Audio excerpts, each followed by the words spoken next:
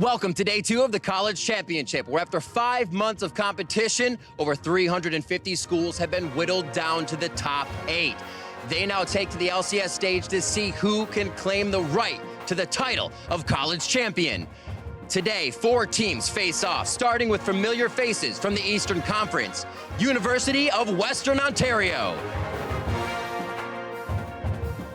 Their opponents, representing the BTN and making their debut at the tournament, Michigan State University.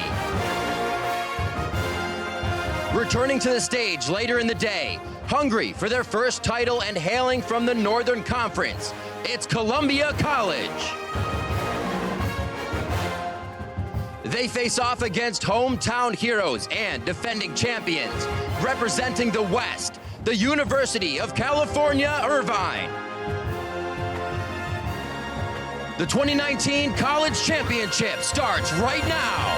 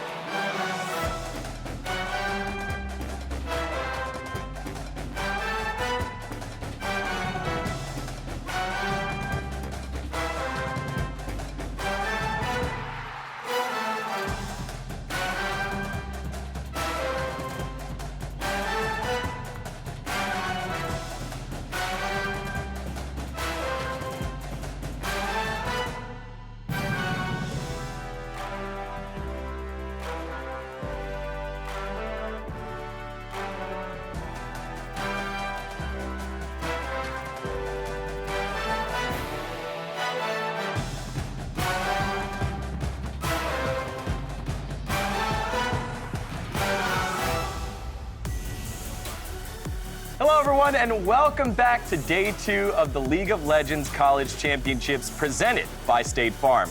Yesterday we saw teams bust out creative picks and even more creative outplays, and I'm sure the teams competing today will do the same live from our studios in Los Angeles, California. Hi everyone, I'm Daniel Digon Gonzalez, returning to day 2 with FlyQuest head coach Gabe Invert, Zoltan Johan, and Mark Zimmerman.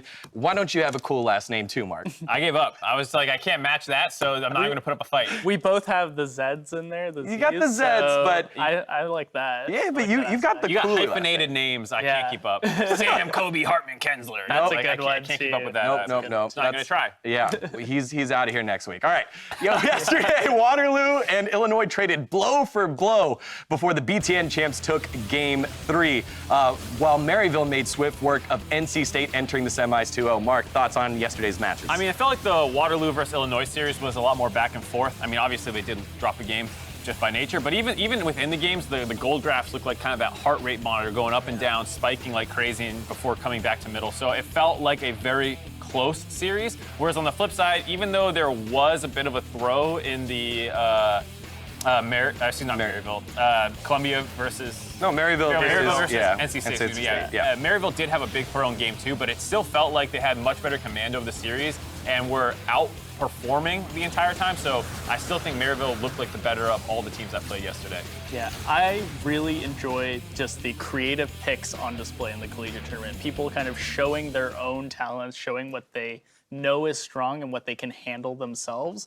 That's, in stark contrast to competitive play, where you often see like the same picks over and over again. So I really like seeing stuff like the Rumble mid, the Glacial Vigar, the Hecarim top, which hasn't popped up as much recently.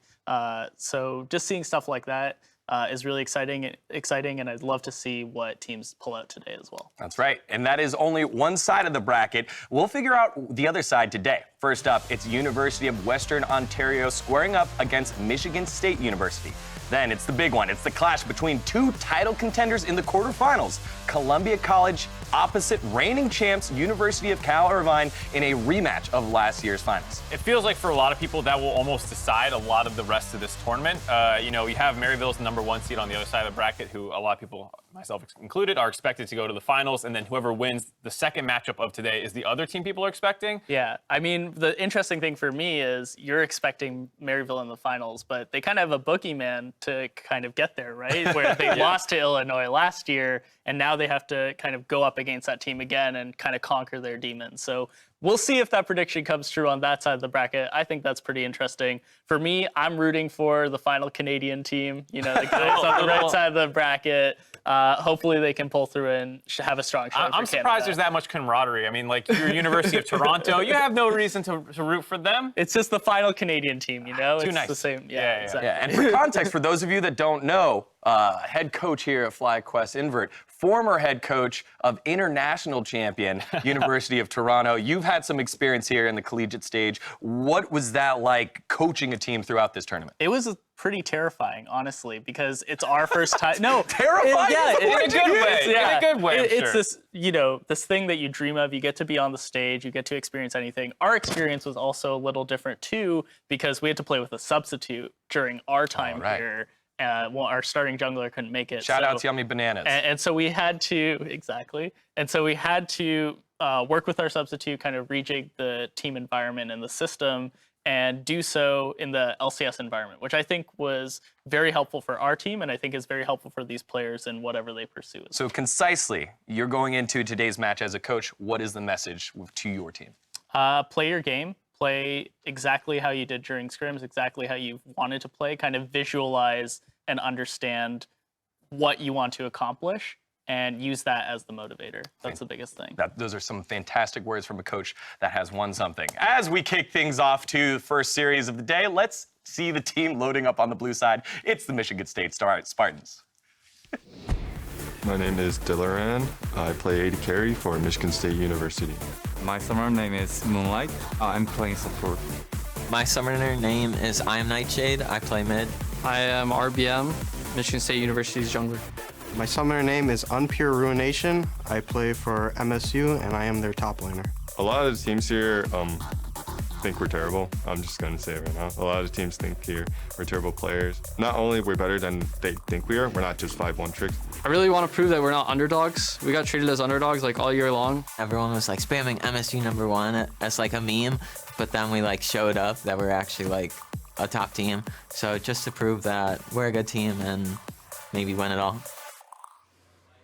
Welcome back to the College Championship Quarterfinals. My name is Julian Pastry-Time-Car, and I'm joined by the king of the campus, Alberto Crumbs-Rengifo. Not true. Did not accomplish a single thing in university. Only accomplished things in League of Legends. You did go to a good league school, though, in UBC. I did. UBC, one of the universities from Canada that is not competing here, but who is competing is our final team, like Invert said. Well, we'll see what happens there. Michigan State University, though, have come into the series as the clear underdog, with notable focal points that got them here through the BTN. That's right, and this is a team that relies on late game scaling through the man on your screen right there, Dillaran. However, the meta doesn't really favor that right now. Just a little story on him. He used to be a soccer player that turned League. He didn't injure himself and chose to go into League after. He just decided that League was for him. And even though scaling is not the best fit for the meta right now, they can always rely on their hyper-aggressive jungler and top lane, which is a strategy that worked yesterday for Maryville University. And Michigan State are challenging a college championship mainstay at the University of Western Ontario.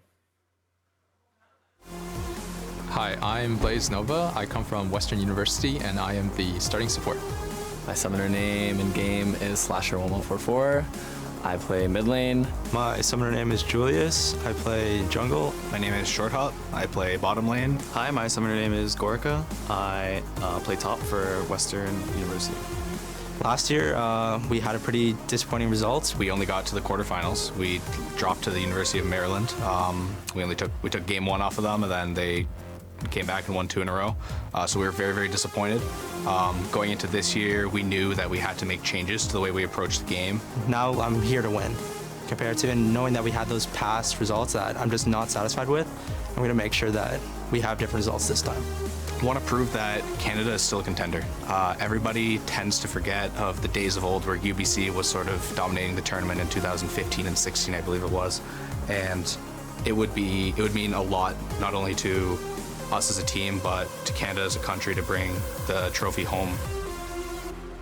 Now, while Michigan State relies on their bot laner to be the late game insurance policy, Western is equipped with a pretty reliable ADC of their own in Short Hop. That's right. He is the vocal leader of the team. Very important. And keeping that vocal composure matters a lot when this is a team that plays a lot around scrappy fights. Right now, scrappy fights can go any direction, which is why they're having some issues with consistency. But they have their sights set on the prize. They're coming in with a vengeance. They lost last year to Maryland, and this time around, they're not going to accept a loss. They just won't. And as we heard from them, trying to restore the glory of collegiate back across the border, Crumb. That's right. Canada had won 2 years in a row. Nobody else has accomplished that. So right now, they really feel like they have the entire weight of the 30 million people that inhabit the northern part of Is that North older? America. Really, it's less people in Canada than in California. That's insane. Well, same as Australia as well. Never mind, we'll move on from populations and into the draft. Michigan State, blue side here in game one. Remember, quarterfinals are best of 3 only, so very little room for mistakes. Yeah, and no room for Dravens either, getting banned out. Not a pick that you usually see on the ban table, but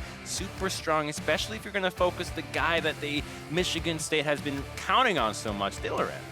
Yeah, it makes sense to ban a pretty specialized but very powerful AD away. Also, Heckram and J4 getting the boot, so some top/jungle picks will leave there, and Zillion. So continuing to see a trend of pretty specialized bans in collegiate. Yeah, I mean, making sure that you get rid of those champions, because Michigan State, they think that they are being perceived as one-trick ponies. And if they are, you just go to the websites that tell you what they play and you ban the most played out of every single member. Jinx will also will hit the ban table, but Silas is one of the most broken champions right now, and they just get the first pick. Western better have a good answer. And yesterday we saw a lot of, more comfort, more specialized picks from a lot of them. So far, very standard here from Michigan State, first picking Silas. We'll see if Western maybe change things up. The Rise They Hovered would be a very standard pick, and looks like they are at least going to pick that one here as their first, taking their time to lock it in, but quick, nice, flexible solo laner. And the Kali's still open. She's been getting banned pretty much across the board, all regions, all kinds of levels, and it has not been picked yet. If you were to lock in Akali here as Western, it would give away a little bit of what your intentions are with Akali and Rise, but Michigan State can definitely answer with having an Akali and a Silas on their own team, so you don't want to give that pick away, but instead a priority on Graves. That's a blind pick Graves jungle. Yeah, we haven't seen Graves in quite a while, but Julius clearly feeling the confidence there in that pick. Also saw quite a few new bans yesterday, but we'll see what Michigan State do decide on as far as their champion pools. Players are certainly looking happy to be on stage. Very different for a lot of these guys who play, in their dorms, perhaps, in a lot of cases, in their facilities, at their schools. Now, coming here to Los Angeles to play on the LCS stage is a very different look. I mean, I know it's cheesy, but Ovally was spot on yesterday saying that these players are playing in the exact same seats that their favorite LCS pros play, right? This is where you see tournaments like Rift Rivals happen as well. So it's a really important stage. I think that might be how actors feel as well. They go in and say, oh, that's where this great actor performed as well. It's so nerve-wracking, this piece of floor.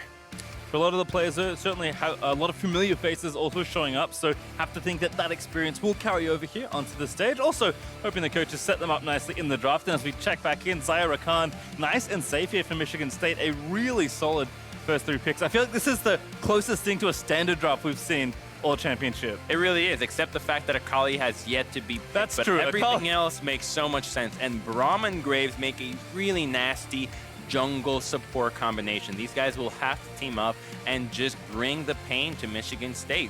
Graves is great with Braum because he's ranged, so he can proc that passive very quickly compared to most melee champions. So this is a combination that relies on Julius and Blaze Nova to be really spot on with their recall timing, with their times on the map. Also, nice to see some more aggressive champions as well here on the Western side, because for both these teams, kind of the story we know is that perhaps leaning a lot on their late game AD carries to get things done. But as you also mentioned, the top and jungle can go pretty aggro. So Graves is certainly a champion that can enable that. That's also a Garen ban, by the way. Did you yeah.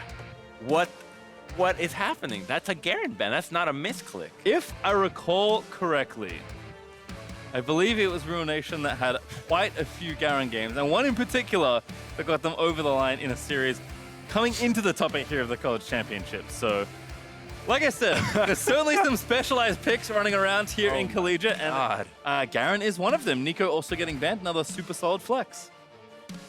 I'm just stunned. Garen, you just never see that. You don't want to be the team that loses to the 16 KD. No, you don't, but It was Okay, brutal. yeah, all right. Gary, I mean, his silence is really obnoxious, right? He's very fast. He can be a solid split pusher and a good tank, so okay. I wanted to see it now. Now I'm just curious, and I hope it stays up for the next 2 games. Well, as Kaz expand away, and Karen, unfortunately, at least not this game, but Vladimir also going to hit the bench there. See what Western have in mind here for their first pick in phase 2. This should be your AD carry. You want to keep that Rise flexed as late as possible. Make sure that you know what Silas is doing, if he's going jungle, if he's going top, if he's going mid, so that then you can assign the Rise to the proper lane. Yep, know their matchup as well. Zyra Khan, they've seen it all draft, so have plenty of time to think about it, and Short Hop will go to Kai'Sa. So certainly leaning on the late game there. Yeah, very fast at proccing that passive from Braum. So Kai'Sa, she's super strong right now. She's just really good when it comes to participating in skirmishes across the map, which seems to be what Western is trying to do with Braum, Graves, and Rise being able to use that Realm Warp everywhere he goes. And this would be a Darius blind pick. I like that the choice was between Darius or Tryndamere. So you're telling me that Michigan State has a top laner that if you ban Garen, his next go-to is Darius. Maybe it's Darius mid. Could still see Silas there. We'll have to find out, Crumbs. This is a Chad. I mean, we've seen, again, a lot of aggression here. Remember Niles So he yesterday? just likes champions that spin, right? Spin their swords. Straightforward, aggressive champions. There's Karthus jungle for RVM. I like that that's the more standard pick. Yeah, of the ones we're that's seeing the in this wrap. draft. Karthus versus Graves. The whole point of playing against Karthus is can you get into the jungle and counter jungle him and kill him. He can't defend himself very well if you find him, and Graves is a really good champion at doing that. His dashes do allow him to hop around the Qs from Karthus, but instead, I'm not sure if he's gonna be so focused on that lane, on the jungle matchup, because top is gonna be hyper aggressive. This matchup is real spicy. Kled versus Darius in the top lane. And this Darius isn't even your classic pro Darius that takes teleport. This is a Darius with Ghost Flash. This is your solo queue Darius. This is the guy that hides in the brush, ghosts at you level 1 because he started W and tries to run you down. I mean, I don't think you get a 16 KDO on Garen taking teleport, so I imagine there's probably something going on there as well. And Nightshade has the teleport. No need to worry about that. Dude, I've played against Darius with Ghost Flash. It is really obnoxious. Just in a long lane. No, seriously. Yeah, no, I agree. He hides and then ghosts at you, presses W, and you can't escape. We'll see if Skull's fast enough then, because that's going to be the matchup there in top lane. Boy, oh boy. We were, expecting some specialized stuff, some more unique picks, and Collegiate delivered on day 1 is continuing to deliver here on day 2 of the College Championship. How do you shake hands after that drop? You're like, oh, I got to wash my hands after that. Nice Darius, bro. Well, we'll see how it works out, I suppose. I'm excited. I mean, you mentioned that we've seen a lot of top jungle in the meta. A lot of teams leaning on top laners, wanting to get their solo laners ahead. Feel like a lot of times we see the mid laner almost be another extension of the top lane in a lot of cases. So certainly opportunity to carry. Kled and Darius. Kled has Ignite, by the way, if we're wondering what kind of matchup we were going to get. Ignite Kled? What do you mean you can't play against the guy that goes Darius and not bring teleport? So you're telling me teleport's out of the meta? Finally. The mid laners are deciding to be the responsible ones here for once. They're the ones with teleport. Oh boy, that is so thrilling. So the reason why you usually see pro players go with TP is that if you fall behind, you can always teleport back to lane and make the most out of it. If you don't have one of those summoners, and if you mess up, you're just in the dumpster. So I'm expecting some serious snowballing out of the top laners. Yeah, we'll see. Those the teams are going to fan out. Was perhaps expecting some level 1 invade action, but with the Braum, but for now everyone's just going to fan out and chill out. Both we're going to throw it down to Overly, who's standing by with coach from Michigan State. Thanks, guys. I am here with MSU's coach. Now, you guys are entering the tournament. This is your first year here, and you're entering as the underdog. So what kind of preparation went into coming into the tournament this week? Well, we did a lot of prep this week. We were scrimming as much as we possibly could. We knew that our opponents were going to be tough, and they worked really hard, and so have we. We've been testing out some new picks. There's some interesting things you're going to see this game for sure. And we already saw the Garen ban being drawn out by your top laner, and then picking up the Darius in top lane. So tell me a little bit about him and his champion pool. Yes, well, our top laner is probably one of the most unique parts of our team. He loves to play the true top laners, none of that range stuff up there. Those beefy guys, that's what he likes. And he's one of the best Darius I've ever seen, and I think we're going to take it all. I love it. Wishing you and the team the best of luck. Back to you guys. Hold the phone. Best Darius? Come He's on. ever seen. Has seen your Darius, Crumbs. How do you gauge the skill of a Darius? Don't they all do the same thing? Just press Q, R, run at you? Yeah, you might, I don't know. You might be right. You know what? Let's see. Let's see if he can impress even the analytical eye of Crumbs. That's not. I'm here. I'll see it. All right, LBM cruising through the jungle. I think maybe took a wolf on the way through, but blue to red. No, he didn't. He just ignored the blue camp right away. So interesting Karthus route. This is going to be like the most aggressive level 3 Karthus Yeah, pick you've so ever seen. I think what he's doing is he wants to go for the red right away so that Graves can't go a red to red route. He doesn't want to get 3 buffed here because that's the weakness of Karthus early. You're not going to be able to skirmish against Graves, so making sure that he can take the camps that he prioritizes early will mean that Graves' counter-jungling options are limited. And, you know, even though we're paying some attention here to the top lane matchup, if some aggressive combat-oriented summoners went up, of course, it's double Conqueror in the 1v1 as well. So right now, Gorica down about a wave of CS, but expect fireworks if trades start to happen here in the top lane. So Darius obviously having control over the wave. He's going to just try to push this out and hopefully stand in the tower, try to get some harass. Oh, never mind. Missed the cannon. Plans for it. It's all over. Waves coming in, so Gorica should be able to pick up most of those.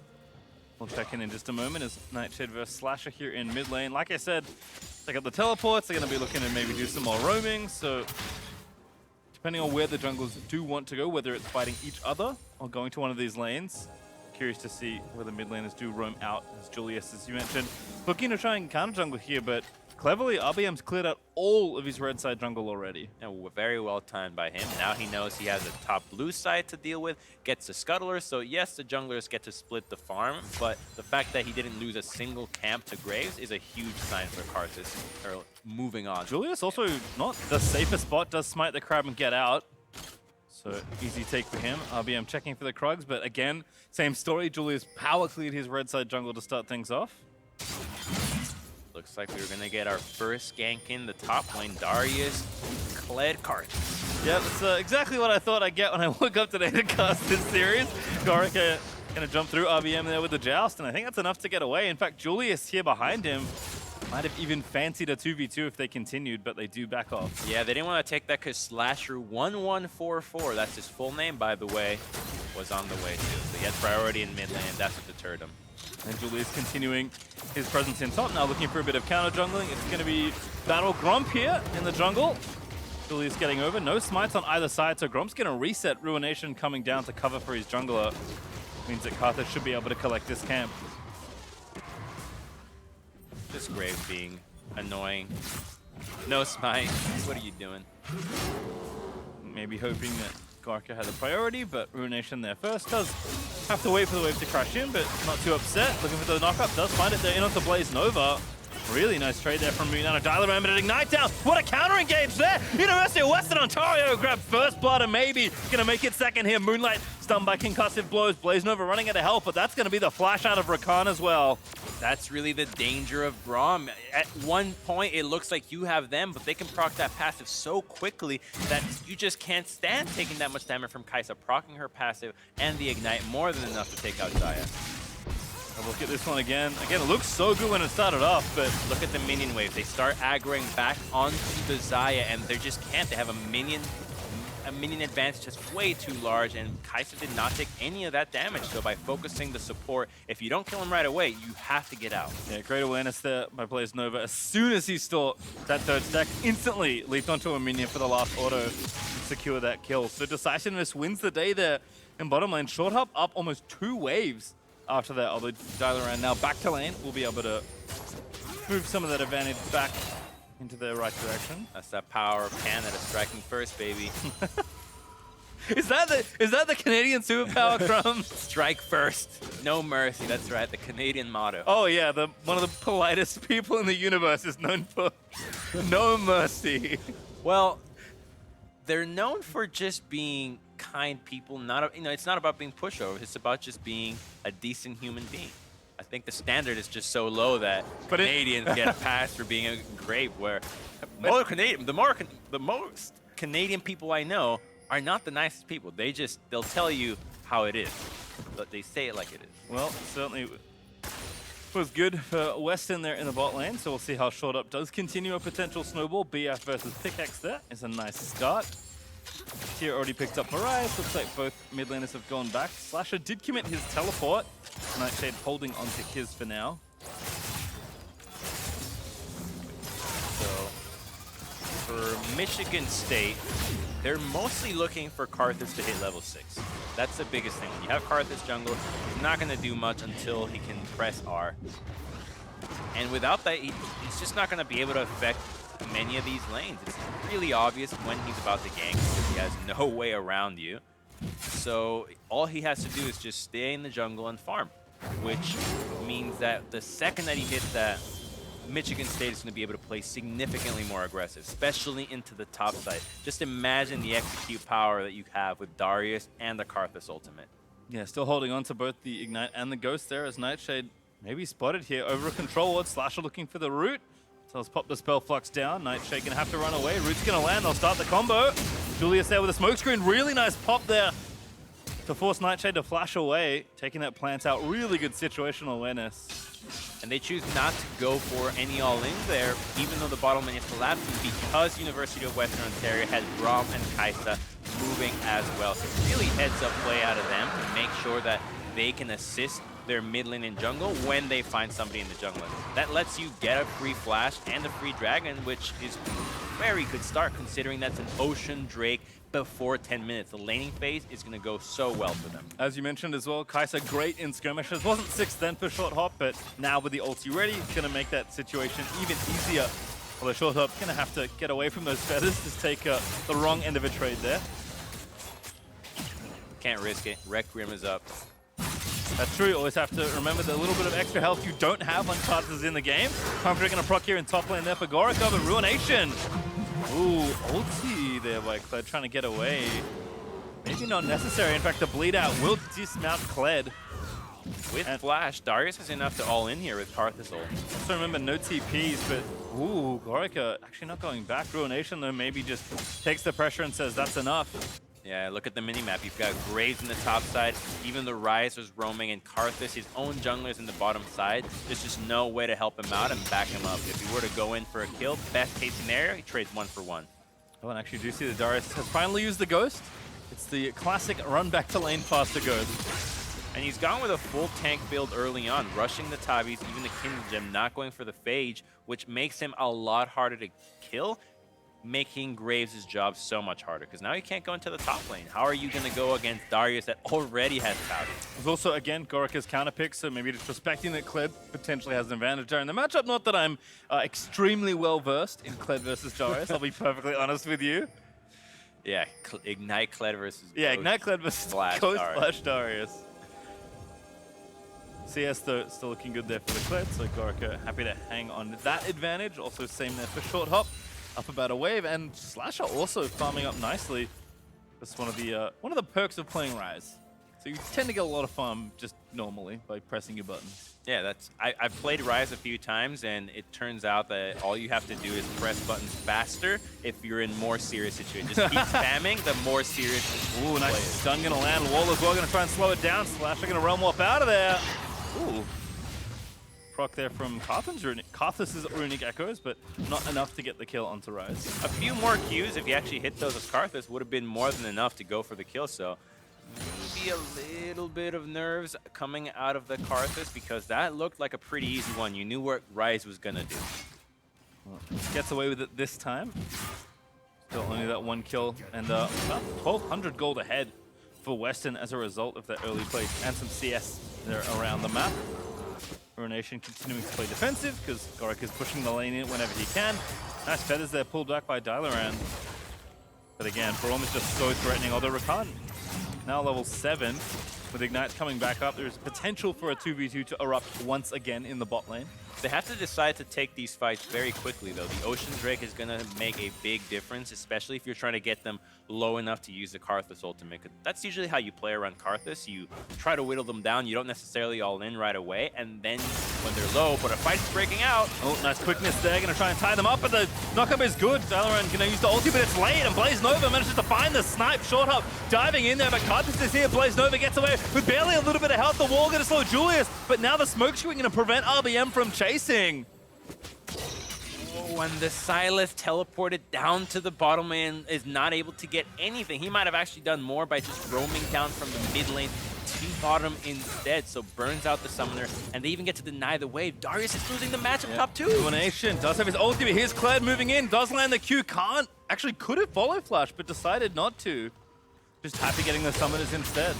Yeah, it's a win. Now Darius is not going to be able to all in. He's always going to have his flash, and he's winning the matchup in CS, so he's not too sad about that one. Let's take another look at how this began. So they have no idea that Rise is right around, or rather the Graves is right around the corner. Not used to that new skin, by the way. That's the Academia Graves. That is, and Moonlight going to get the business end of it. Such a great brawl mult, though. And then the Fate Ignite after Graves' ulti picked it off. Short Hop's like, I'm going in, I'm getting out. And then a bunch of flashes get burnt, and unfortunately, Michigan State cannot collect any kills on the exit. Yeah, that's a sad one. You see this a lot out of Karthus's, where you have to balance, do you go into the fight up to die and then use your ultimate, or do you try to ultimate and clean up the fight first? So in that one, he opted for the ult first, which was almost the very right play, but unfortunately not able to get anything. And that matters quite a bit because Karthus takes the rune that gives you cooldown reduction with every kill on your ultimate. 10% cooldown reduction over refund. So lets him get more ultimate, lets you get those Dark Harvest stacks, and while he got those, not having that cooldown reduction means that it's going to take him a lot longer to affect the map once again. Slasher continuing to push in. Again, actually already has the staff charging up, so feeling pretty healthy, although Silas with the proto belt done also just fine as far as early itemization goes. Now I'm kind of waiting for the next inflection point. The second Ocean has spawned for Western and maybe play around that once again, although bottom line's starting to really take a lot of 2v2s, but this time it's MSU's jungler that's here. Quickness going to get popped, a good Glacial Fissure, but the secondary charm's going to land in onto Short Hop. He ultis out, that's almost enough to save him. Blaze Nova going to pop on, but he gets himself stunned. The Karthus is here, able to get the execute. That's big. They're going to be able to convert this into Plate or the Dragon. What will they go for? I think Dragon would be the right play here. Karthus has red buff. There is a little fruit that they can take. Wait a minute. They're going for none of them. Yeah, okay. He's just taking the reset. Maybe just fearing the strength of the Graves. Perhaps he just have the Warrior already finished. Also, I think Slasher's got priority in this matchup, so certainly has been very active at roaming down to whatever situation arises. But as you mentioned, that unfortunately does give this next Drake over to Western as well. Now through a Nation's turn to try and make it happen, but Clegg with the ulti, he's out of there. They're not going to give this up for free, though. The Silas is here, and they haven't base. Might be time to fight. Oh, Graves is able to get it, but Julius might fall down as a result. There's the ulti out of the Xayah, but Julius is going to die. Does take the Xayah with him, though. And now Karthus also dead. That's 2 for 1 there, plus the Drake over to Western. They're going to try and chase for a few more kills. They want Moonlight. There's Slasher coming over the top of the Realm Warp. But Moonlight and Nightshade get away. That's a cute little outplay, but they did lose the Dragon, though. They recognized that they were going to lose that, and it was going to be snuffed right under the noses by Graves, so they chose to not recall, but they still are 2 Ocean Dragons behind with a laning phase with no end in sight. This is only good for University of Western Ontario. So the fight starts by engaging onto the Rise of the Graves, and while Xayah does have to disengage, you have this Karthus that is slowly but certainly zoning, and they just don't want to go in here because he's dead in the pit and no one wants to tank those Qs. Oh, and that snare from Moonlight almost enough to follow up. But as you mentioned, Realm Warp guesses incorrectly, and the rest of MSU do get away. I think that was a good guess. You would have never accounted for the little plant. But actually, you're right, it's still an incorrect guess because they didn't get him. Still a guess at the end of the day. Julius now in the top side, going to try and make this top lane matchup a little lopsided. Ruination trying to spin his way out of trouble, but no Garen and no luck this time. Ooh, Bear Trap on a rope! Not quite enough rope there from Kled. That's the Darius healing. At this point, Graves does not have his ultimate back from the skirmish, so they can't finish him off. Too tanky with those Ninja Tabi. Take it all back. Spin to win every champion here for Ruination. Even Silas is a little bit of a spin to win with his passive.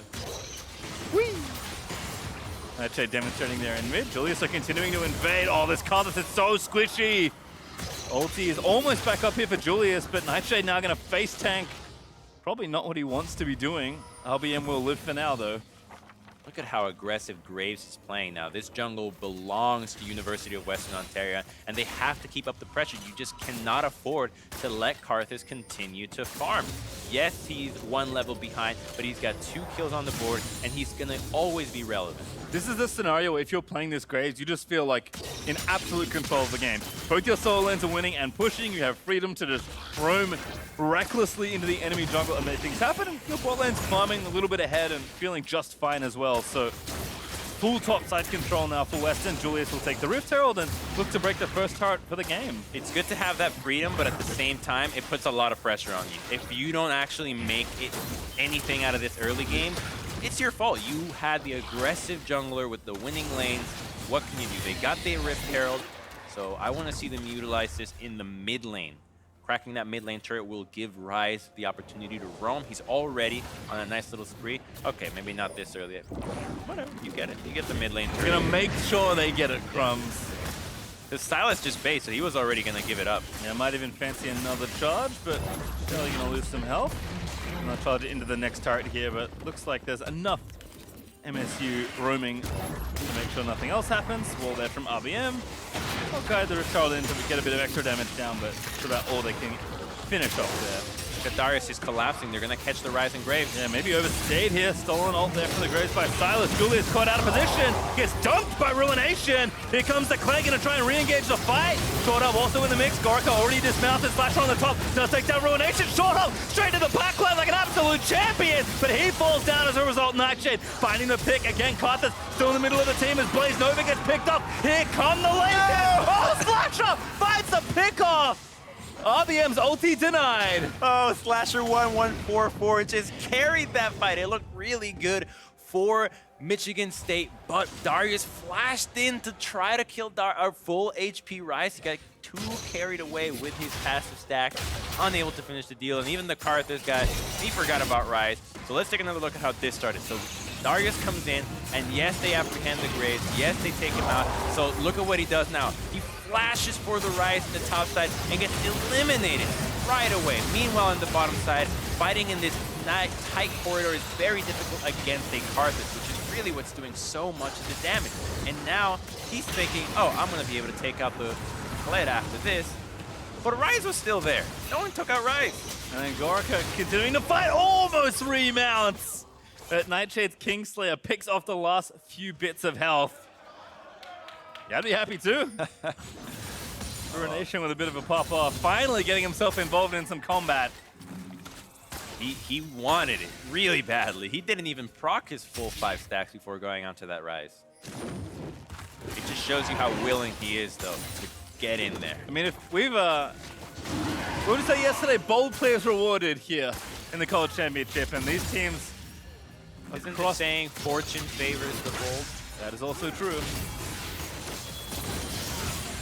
And again, not surprised to see a lot of scrappy League of Legends. Western, though, up about 4K, looking for their 3rd Drake in a row. I think MSU will finally put their foot down and try and force a fight. Yeah, you don't want to be giving up a Mountain Drake, but Rakan, their engage, is already at half HP. Yeah, and again, this Rise, Morello already done. He is ripping through Michigan State right now. That's going to be Drake given over. And maybe a fight starting. Clegg going to charge up the ulti. Who's going to tank it? It's Ruination, but he's dead. And now they're charging the rest of the fight. Moonlight going to try and find the engagement. Slasher 1-1-4-4. Going to find himself the double. Make it 3. Lasers come down. Nightshade dead to Julius. Dalaran going to be very unlucky as well as he's picked off. And it's an ace over to Western. And the Baron to boot. They just got a Mountain Dragon. They're going to be able to get that one. They only lose Braum in the process. A really great charge out of Kled. Really making sure that Darius knows who brings more utility to the team. The Darius or the Kled, it's always Kled. It was never a question. Blaze Nova, the only one to fall there on the Western side. So Baron over, and a massive gold lead built up. I mean, before we even start the Baron power play, up about 8K, and these kind of fights is what makes it happen. So they have no vision here. Only when they place a pink ward do they realize they're about to get engaged on it. Darius decides to face tank the entire engage, not able to survive it, and immediately the Karthus runs out of mana, so he's not able to dish out any damage as well. With those two members getting taken out, there was just no chance that Michigan State was going to be able to come back in that fight. Karthus couldn't even get an exit kill with the ulti at the end of it all, and I believe Blaze Nova also got the Baron, so University of Western Ontario going to start really knocking down these turrets. Before we started this Baron power play, they had only taken one. I think that number will be quite a bit bigger by the end of this play. So one of the biggest tools in defending against Baron is very powerful wave clear that is from a far range. Unfortunately, Michigan State does not have that. Silas is not your wave clear champion, and neither is Saya, so they're going to be able to take a lot of gold from these upcoming turrets if they just play it cool and they don't try to go for any crazy tower damage. Again, top outer already dead, bottom outer received the same treatment. That's the outer ring done. Up about almost 10,000 gold now at 22 minutes, and still with 2 minutes left to play with this Baron. Even the Karthus felt like he had to go Void Seth in this match just because his damage was so low. Not the optimal, actually, I think in this situation, having gone for the Oblivion Stone first would have resolved that issue because there's only 2 items of magic resist on the team with Merc Trez on Drake and goodness, no magic Kled on the Braum. Not even 2 full items done for Gorica, just the Black Cleaver and 2 pieces there with the Teammate and the Jorum's Fist, but more than enough to force Nightshade away from that lane. Moonlight gonna try for an engage, but Slasher is so powerful. Right now, Michigan State needs to count on Moonlight. He needs to gotta make go. engage happen. Here it is. Engage happens, double knocker, not bad, but Moonlight almost gonna get picked off by Short Up. Gorica gonna dive in and Short Up straight back in with a Killer Instinct. OBM lucky to be alive. There's the ulti out of Dylaran, and here's the Karthus Assault. Maybe gonna get something here. The heal and the flash out of Blaze Nova just to get away. Does live. And it's good enough to deter the push. Kled does not have teleport. He's not going to be able to make it to the fight. So this Baron push working, the Baron defense working pretty good for Michigan State. Got 2 Oceans, so maybe feel like they can stay around. You don't want to stop pushing when you have Baron, but spending the gold they've collected would also be nice. Looks like Slash is going to stick around. He does have TP and Realm Warp ready. He's actually going to stick around to take this turret. I think there's not enough people here. The Guardsmen were asleep at that tower, and Slash are going to take it down and get a flash. That is a very fed Rice. He almost one-shot that Silas in 1 rotation. Not stopping, 5-0-2, Seraph's Embrace transformed. Now going to have some teammates join. Short Hop going to move in, supercharges into the turret just to get a few autos on it. Confidence here from Western. Showing how important it is to crack those towers. Now, maybe a fight breaks out into the top lane, but Kled is pushing bottom. Looks like Michigan State opting to just let it go and try to hold on to the other parts of the map. Yeah, Gorica also really a nice 1-3-1 here to knock down about as much as they can get. They'll get 2 inhibitor turrets as a result. Maybe the team fight about to break out. Michigan State have to go at some point. They're about to lose 2 inhibs here. The quickness is not up. They have no way of engaging that's size smoke screen under a wall. Dirty multi-man smoke screen there from Julius, and that'll be 2 inhibs. Gorica gonna try and make it 3. But the Baron buff wears off. The bottom inhibitor turret will live for now. But with another Mountain Drake coming back up and a mountain of gold to go and spend, it's a tough ask for Michigan State to come back. That's a 13,000 gold lead at 25 minutes, Space Tree. That's more than a third of the gold that the team already has on Michigan State. And now gonna go back and spend, move themselves to the next objective, and kind of waltz down the bot lane and finish off the game at this point.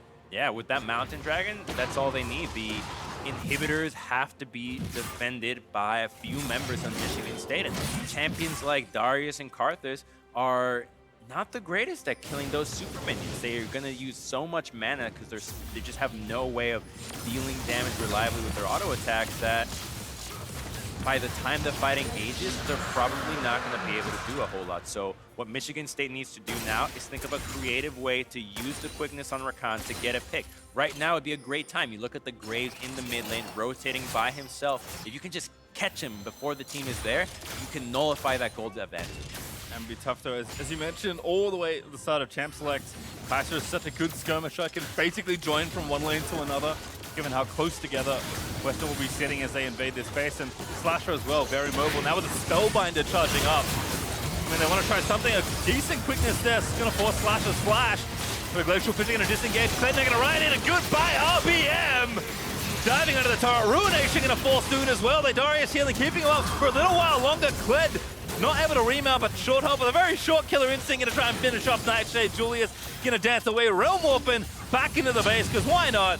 And Nightshade, the only one left to watch the structures crumble. They were just too far behind. It was a great look onto the rise. They almost caught him, but to make up for 15K, it's just not going to happen. Yeah, again, going to block the Brawl Molten. Silas Stoll going to finish off the Silas himself. Nexus turrets fall. Nexus will join it. And Western Ontario splits through game one.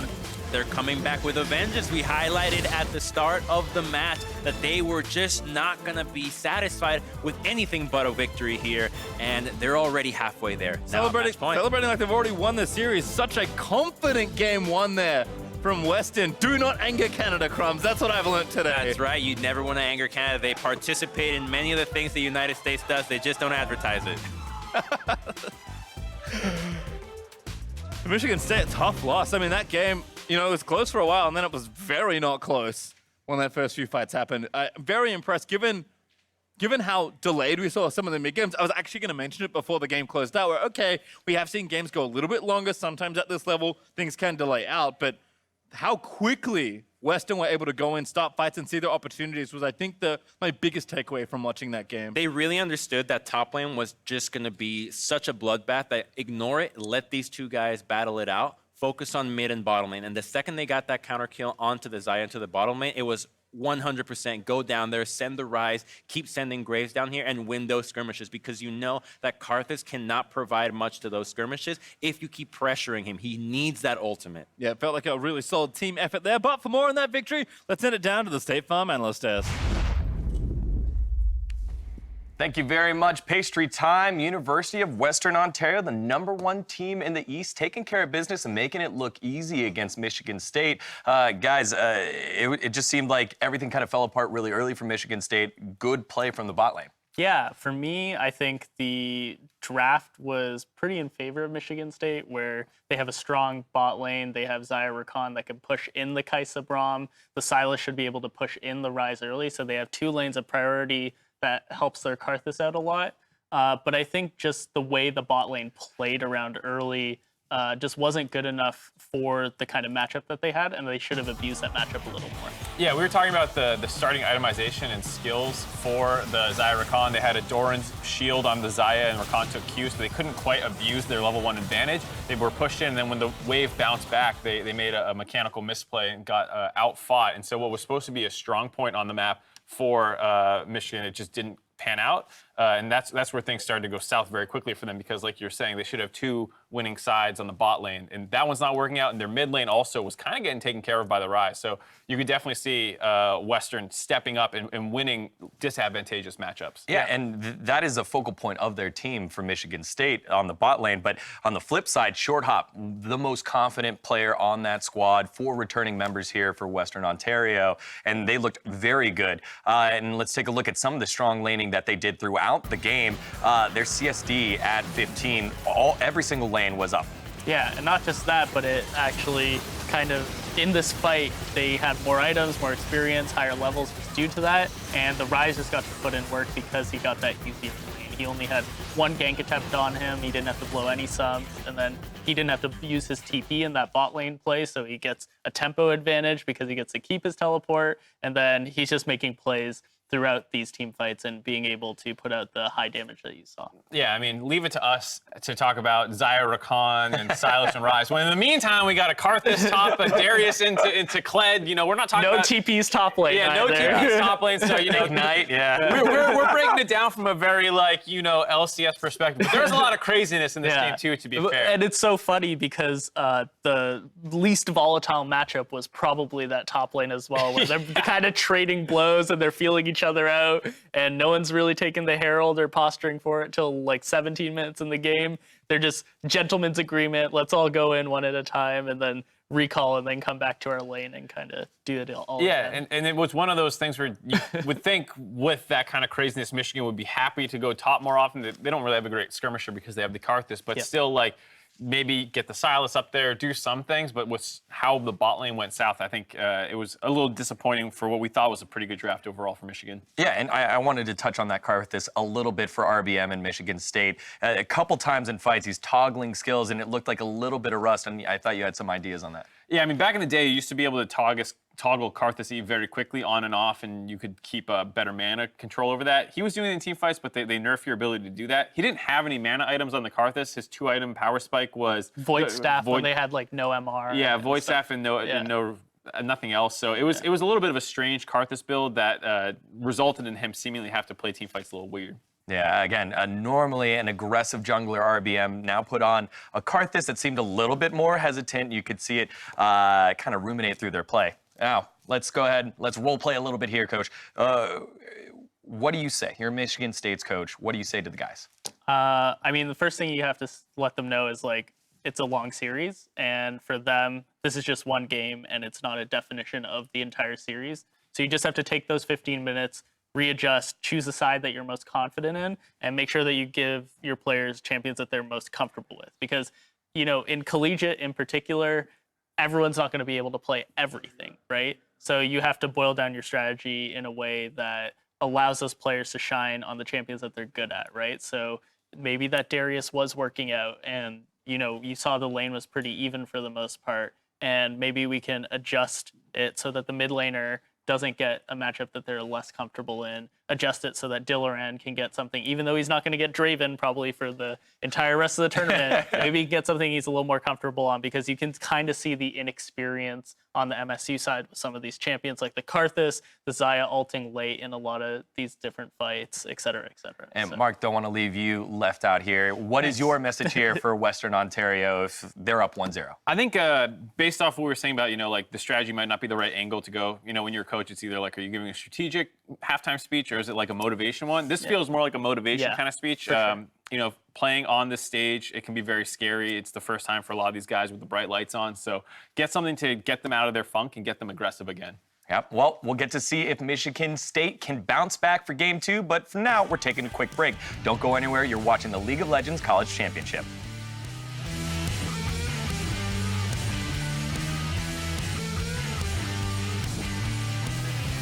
Looking for the knockup, does find it there in onto Blaze Nova. Really nice trade there from Munana. Dialer but it ignite down. What a counter engage there. University of Western Ontario grabs first blood. Might be time to fight. Oh, Graves able to get it, but Julius might fall down as a result. There's the ulti out of the Xayah, but Julius is going to die. Does take the Xayah with him, though. Finding the pick. Again, Karthus still in the middle of the team as Blaze Nova gets picked up. Here come the lane. Oh, Slasher finds the pick off. Yeah, front to back, front to back, front to back, front to back. Come on, on Xayah, on Xayah. Yeah, on Xayah. I got Xayah. K. Flash. K didn't live. Ulting. Nice. Good shit. Baron. Woo! And they want to try something. A decent quickness there. It's going to force Slash's flash. The Glacial Fishing going to disengage. Then they're going to ride in. A goodbye, RBM. Nexus turrets fall. Nexus will join it.